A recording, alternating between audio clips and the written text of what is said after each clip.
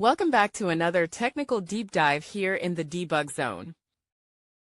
Today we're tackling a big question and breaking it down with insights from other users. Hopefully this clears up some misconceptions and helps you get the answer you need. So buckle up, stay a little curious, and let's jump right in.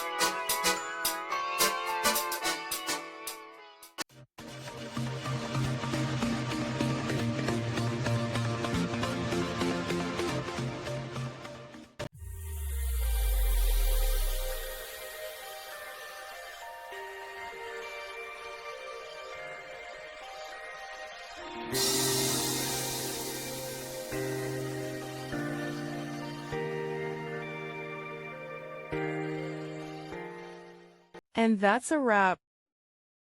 I hope you found the answer you were looking for. If you did, take a second to hit that subscribe button. It really helps out. And let me know in the comments which solution worked best for you. See you next time in the debug zone.